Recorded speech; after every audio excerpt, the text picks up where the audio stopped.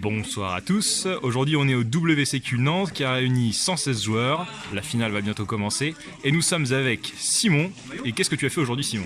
J'ai fait 600 à l'issue des rondes, je jouais Gookie, Rongo, la version Rongo de Gookie, et j'ai perdu malheureusement en top 8 contre Lohan qui jouait Thunder Dragon. Il a gagné le dé, le match-up est vraiment mauvais si tu perds le dé, et malheureusement j'ai pas eu d'entrap à la 3 donc...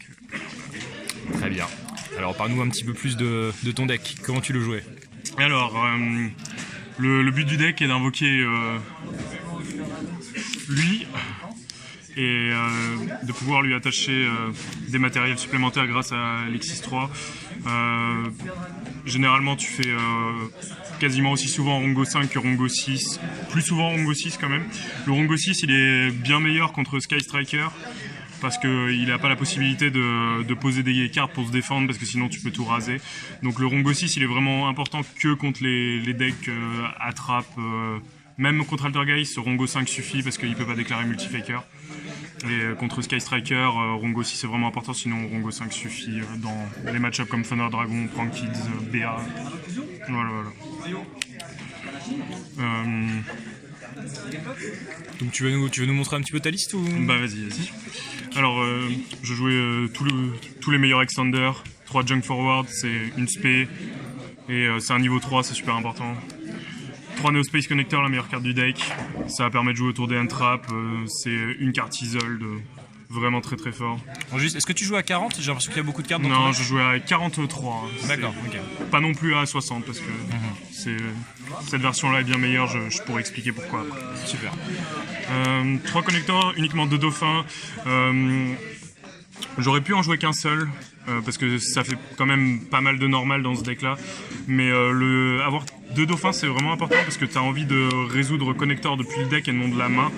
Parce que y a certaines configurations de main où tu as besoin d'invoquer un monstre sur le terrain adverse avec Summon Sorceress. Et du coup, si tu es obligé d'invoquer un guerrier en plus de la main, ça fera un guerrier en moins potentiellement qui pourra pas être invoqué. Et avoir le plus 1 là-dessus de garantie, c'est toujours fort. Et ça, c'est même pas vraiment un Garnet. Tu peux pas dire c'est comme Brilliant Garnet parce que c'est une carte qui permet quand même de gérer des entraps, démarrer des combos. Puis ton Neospace n'est pas dead si tu pioches le Garnet. Voilà, exactement. Du coup, je joue 3 Better Spice, c'est la meilleure avec No Space Connector parce que ça peut blockchain H, Ogre, Gamma, tout ça. Donc le but c'est blockchain 1, blockchain 2, blockchain 1, blockchain 2, et ensuite il peut pas chaîne H, et après le dauphin il va pouvoir jarter la hache. C'est pareil pour pas mal d'entraps que j'ai déjà cité. En plus d'être un extender warrior bien sûr. Au niveau des Gookies, 3 Suprex, 3 Twist Cobra, c'est les meilleurs, ils sont 4 et 3 pour Rongo et Bambou, c'est vraiment important. Un Octo, l'Octo ça permet de pouvoir résoudre Isol 2 fois en fait. Le but de Isol c'est d'invoquer Octo la première fois, et ça peut toujours être utile de pouvoir invoquer Octo. Bien si jamais tu pioches 2 équipements, bah, tu peux toujours invoquer l'Octo quand même, donc c'est un bon Gookie malgré que ce soit un des pires bien sûr. Headbat vraiment très important, et Riscorpio c'est pour la tuto d'Isol, il y en a besoin que pour ça. Et si jamais tu peux quand même faire quelques combos avec normal, Scorpio, instant de fusion. Au niveau des PK, je joue 2 cloaks et une boot. C'est obligatoire de jouer 2 cloaks parce que si jamais t'en pioches une, tu vas pas pouvoir tuto ça. Et ton Bardiche il sera pas live. En fait, Bardiche c'est une condition. Enfin, c'est un monstre où il y a 2. Je sais pas bien comment le dire, mais en gros, si un effet ne peut pas être activé, bah t'auras pas le Rongo, et du coup t'es obligé de maximiser. C'est pour ça que je joue 2 pièges par exemple, parce que si jamais t'en poses une, ça veut dire que ton Bardiche il peut pas poser de piège, et du coup tu peux pas envoyer ça pour aller tuto ça, et inversement en fait. Donc si jamais tu pioches la trappe, et bah tu peux pas foolish ça pour aller tuto ça. Donc c'est obligatoire de jouer au moins 2 de... Donc t'en joues 2 pour être sûr que ton Bardiche soit vivant quoi. Voilà, exactement. C'est vraiment important que le Bardiche soit vivant. Donc ça, bon, je reviens là-dessus. Au niveau des anti-entraps, je jouais 3 Midbreaker main deck et 3 Call by the Grave. Ça c'est vraiment fort contre SS, contre Impermanence, Veiler, Ogre. C'est pas les entraps les plus populaires, mais vraiment je voulais que le match-up Sky Striker soit beaucoup plus favorable quand je vais deuxième, et ça permet vraiment d'avoir ce but là en plus d'être une carte anti-entrap avant et après side. Au niveau de rematch, c'est obligatoire. Ça permet de jouer autour de Ghost Bell et tu as besoin du deuxième rematch pour OTK après qu'il ait passé sur ton Rongo. Donc vraiment très important les deux rematchs. Quand il passe sur le Rongo. 3 instants de fusion. C'est le meilleur extender, ça invoque Raijin. Il y a une des mains qui est vraiment forte contre Thunder Dragon, c'est instant de fusion plus Dauphin ou Neo Space Connector. Ce que tu peux faire, c'est... Moi, je peux le montrer vite fait. Vas-y, je t'en prie. Que tu es, on va dire, Connector ou Dauphin. Dauphin, ça va être bien Dauphin. C'est la même chose. Donc en gros, tu fais... on part d'un board Colosse Titan. Tu fais instant de fusion sur Raijin et tu normal Dauphin. Donc tu fais l'effet Dauphin et du coup tu peux voir sa main et tu peux discard la matrice parce qu'elle a moins de points d'attaque. Et si jamais il chaîne la matrice, toi tu chaînes le Raijin sur le Colosse et comme ça fait non seulement le Colosse il est book et du coup tu peux tuto et le Titan il miss time vu que j'ai chaîne l'effet Raijin dessus. Donc c'est vraiment exceptionnel Raijin. Donc instant de fusion, meilleur extender. Voilà. Alors au niveau des équipements, j'en joue 4 parce que tu veux très souvent invoquer Twist Cobra vu que c'est le niveau 3 Gookie pour le rematch.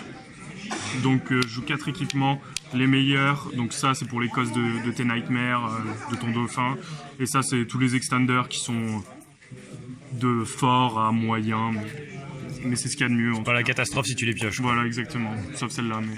Oui. Au niveau des one-off qui sont vraiment forts, Rota, Soul Charge, Reborn, je crois que je les ai pas piochés du tournoi, mais bon, c'est les meilleurs one-off. La Soul Charge qui est encore légale malgré toutes ces années et tous ces drames. Malgré tout, et du coup les 2 trappes. Ok, bah du coup montre-nous un peu ton extra, comment t'arrives à faire ce bon Rongo? Tu dois passer par des petites étapes intermédiaires. Bah si tu veux je peux montrer le combo. Combo tu pourrais nous montrer un petit peu en fin de vidéo? Ouais, vas-y, je vais montrer le combo à la fin de la vidéo. Montre-nous l'extra d'abord. 2 Isol, donc vu que je joue 4 équipements et que j'ai un niveau 1 guerrier aspect, je peux résoudre très souvent Isol 2 fois. Ouais. Et ça permet d'avoir un peu plus de sustain que la version Dark Warrior qui ne peut en jouer qu'une étant donné que tu es obligé d'envoyer 4. Et c'est notamment utile si jamais les gens ils font des widows ou des impermanences sur le premier effet d'Isol, donc tu peux faire la deuxième et invoquer du deck quand même. Sorceress, la meilleure amie d'Isolde. Le Bardiche qui fait tous les combos. Underclock c'est important, t'as besoin d'un Dark Link 2 pour faire Bardiche. Au niveau des Nightmares, les meilleurs, qui est pour le removal. Yes. Gumblar, il n'a pas vraiment été utile, mais en théorie il peut toujours servir si tu peux pas atteindre ta win condition, mais le deck il est vraiment fait pour jouer le maximum autour des end-traps et du coup t'en as rarement besoin vu que ton Rongo est souvent sur le terrain quand tu commences. Borload, c'est dans le match-up Thunder Dragon, s'il y a un colosse que tu n'arrives pas à gérer, bah, c'est comme ça que tu vas le faire. Borel Sword pour les OTK. Linkuribo pour Octostretch, c'est toujours utile, c'est pas non plus exceptionnel mais c'est pas mal. Les 2 meilleurs bien sûr. Et le Raijin, très très fort. Ok. Alors du coup, t'avais probablement un petit side deck tout à fait bien préparé? Bien sûr. À quoi il ressemble? Alors, plus ou moins bien préparé on va dire. Et du coup, dans tous les decks combo, la meilleure, Red Reboot contre Altergeist. Même contre SS, c'est important parce qu'il y a pas mal de SS qui jouent beaucoup de trappes post-side, notamment quand ils commencent, que ce soit Strike, Vercanon EB1, Impermanence. Et du coup, t'as besoin de... Tu peux juste pas jouer sous Vercanon EB1, donc t'as besoin d'out. Strike, c'est pareil. 3 Twin, bon, c'est plus polyvalent que Reboot, mais c'est moins bon dans certains match-ups comme Altergeist. Mais t'as besoin d'anti-MP, contre Striker évidemment c'est fort. Alors, ça c'était le side contre combo, donc 3 Lancea et 3 Gamma. Donc Gamma c'est la meilleure end-trap, c'est juste God end-trap, il y a très peu de mains des decks combo qui peuvent jouer autour. donc c'est vraiment très très solide. Lancea, c'est en théorie un choix polyvalent parce que Thunder c'est un mauvais match-up quand il commence, donc ça peut diminuer ses chances d'open. C'est fort aussi contre Dark Rongo, Dark Warrior, et aussi contre, je sais plus, il y en a un autre, et contre Danger FTK parce que ça désactive les Beginning of the End. Et s'il peut pas activer Beginning of the End ou Allure of Darkness, généralement il pourra jamais FTK. Après sur ce tournoi-là, il y avait aucun danger FTK et je pense que il y en avait un, mais il est resté dans les basses tables. D'accord, il y en avait un qui était resté dans les basses tables. Enfin, le deck est pas populaire en ce moment, donc je pourrais reconsidérer ça contre plutôt des Book of Eclipse pour le match-up Thunder qui est très populaire en ce moment et qui est beaucoup plus efficace que ça dans le match-up. Et les deux dernières, j'avais pas vraiment quoi mettre. J'ai mis deux gammes ciel. Bon, c'est pas mal dans le match-up striker, mais il n'y a pas vraiment la place de rentrer. Donc, ça, je savais vraiment pas quoi mettre. Puis en régio, tu peux tomber contre des petites surprises. Ouais, voilà, c'est ça. Ça peut toujours être utile en fait. Ça peut gérer border. Bon, c'est ok, mais c'est pas non plus exceptionnel. Ok. Alors du coup, avant que tu nous montres ton petit combo qui te donne le Rongo à la fin, on va remercier nos amis du coin des Barons qui ont co-organisé ce WCQ avec nous. Vous pouvez checker leurs coordonnées juste là. Ils ont une page Facebook. Vous pouvez les contacter si vous avez besoin de cartes ou de playmat OCG, de sleeve OCG. Ils ont tout ça. Et maintenant Simon, du coup, ton petit combo, comment est-ce que tu arrives à Rongo en jouant autour des hand traps, tout ça? En jouant autour des hand traps carrément, d'accord, ok. Bah si tu me dis que c'est le but de ton deck. Oui, c'est le but de mon deck, bien sûr. Montre-nous comment un peu ça fonctionne. Parce qu'arriver à Rongo, on voit tous à peu près comment ça fonctionne, vite fait. Bon, là je vais vous montrer un combo Rongo 6, c'est un des plus standards. Je crois que j'ai juste besoin de ça en fait. Donc ça c'est la main la plus forte du deck. Après je pourrais montrer avec des mains moins fortes, mais ça fera pas forcément Rongo 6. Donc ça c'est Rongo 6. Montre-nous de ça déjà. Donc, c'est pas mal. Je fais chaîne 1, chaîne 2 pour jouer autour de H. De Gamma aussi. De H, de Gamma. Il prend rien celui-là. Il prend Veiler juste. Il prend Veiler. En permanence. Donc t'invoques le dauphin. Le dauphin, tu t'en fiches un peu où tu le mets. Ça n'a pas vraiment d'importance le positionnement pour l'instant. Plus tard ça. Donc bien sûr là c'est avec deux cartes, donc tu défausses n'importe quoi, on va dire. On défausse je sais pas, un équipement par exemple. Imaginons qu'on a plus un équipement. Donc là tu peux tuer les hand-traps bien sûr. Ensuite avec ces deux là, une fois que tu as tué une hand-trap, tu fais ta Isolde. Donc là avec la Isolde, pas faire cet effet là s'il y a toujours des hand traps bien sûr, mais maintenant que tu connais la main de ton adversaire, tu sais exactement ce qu'il faut faire. Voilà, tu peux jouer autour. Donc là le Risk Scorpio c'est ce que quasiment tout le temps lui tu vas chercher. Il y a quelques exceptions bien sûr, mais ensuite tu peux faire le deuxième effet connector pour réinvoquer Dauphin et défausser une autre de tes cartes pour défausser une autre hand trap. Imaginons par exemple que l'adversaire est 2 H, et là du coup il aurait juste pu H l'effet de tuto, ce qui n'est pas exceptionnel. Ensuite tu fais le deuxième effet d'Isolde, t'envoies 3 équipements, donc là dans ce scénario là il en restait que 3 dans le deck de toute façon.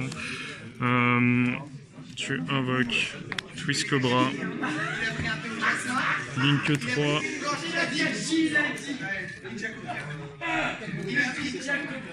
Sorceress, effet du Twist Cobra dans le cimetière pour ajouter Headbat dans cette situation là. Effet Sorceress, vu que je pointe vers un guerrier, je peux invoquer n'importe quel guerrier en annulant ses effets. Faut invoquer lui, c'est important. Ensuite tu déclares Headbat, t'envoies Scorpio au cimetière, tu link 2 Underclock, tu as 2 effets de Gookie. Donc là, tu vas tout le temps tuto double rematch quasiment, tu veux tout le temps avoir double rematch. Et ça joue en plus autour de Ghost Bell, parce que si jamais la première se fait annuler, tu as toujours la deuxième. Avec ces deux-là, tu invoques Bardi. Donc Bardi, je dois envoyer lui pour poser celle-là. Tu bannis la cloak pour ajouter les boots. Donc là en main j'ai ça plus une autre carte si j'ai défaussé 2 fois avec Dauphin. T'actives la 4, tu spé, rematch, Et là, c'est le drame. Et là, c'est le drame. Rongo à 2 matériels, c'est important. Surtout, il faut pas faire Rongo 3 matériels directement parce que ça veut dire qu'il est inaffecté et du coup, tu peux pas lui attacher de matériel en dessous après. Donc, tu peux pas le... Ce serait dommage. Ça serait dommage, voilà.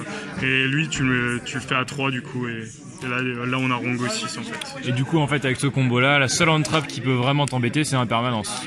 Alors, pour jouer vraiment autour d'impermanence, là, je l'ai pas fait parce que j'avais que 2 monstres en main, mais Oui. ce que tu fais, c'est que quand tu as un extender, si tu as un extender qui peut pallier au fait que ta sorceresse, imaginons mon adversaire a impermanence, mais que j'ai un extender en plus, ce que je peux faire, c'est utiliser l'effet sorceresse, lui donner un monstre. Du coup, il va être obligé de faire impermanence parce qu'à partir du moment où il a un monstre sur son terrain, il pourra pas impermanence après le bamboozling. Du coup, il fait impermanence sur sorceresse et même si t'as pas l'aspect de la sorceresse, un autre extender peut rattraper cette spé qui te manque, par exemple. Donc tu peux vraiment passer au-dessus si t'as une main avec 2 extenders, connector et Ulysse, tu peux vraiment passer au-dessus de tout. Tu passes au-dessus de tout quasiment. Et ça, c'est sans compter le fait que tu peux piocher Midbreaker Field et Call by the Grave. C'est ça. Donc un deck plutôt solide qui explique les bons résultats en gros tournoi. Et félicitations à toi et merci pour la petite vidéo, pour la démonstration. Je peux dire des petits shout-outs. Ah mais je t'en prie, vas-y. Allez, du coup, shout-out à la team BCP, on est des gars sympas, même si on a une mauvaise réputation, mais on est vraiment des gars sympas, je vous assure. Faut apprendre à les connaître, quoi. Merci à la team Card Advantage, c'est tous, quasiment tous, des très bons potes à moi, tous sauf Zachary, quoi. Merci à mes potes, on s'est vraiment bien amusé. Je pensais avoir plus de trucs à dire. Merci à Luc, c'est lui qui m'a donné l'idée du deck Gookie. À la base, je pensais que les decks Rongo c'était uniquement Dark Warrior, mais en fait la version Gookie, comme je l'ai expliqué, elle me paraît tellement mieux parce que pour plusieurs raisons, tu joues beaucoup mieux autour des entraps, tu meurs moins sur H, sur Isolde. Tu peux résoudre 2 fois Isolde et donc la jouer 2 fois. Donc, merci à Luc, c'est un très bon pote. Et voilà. Alors, merci beaucoup et bonne soirée Simon.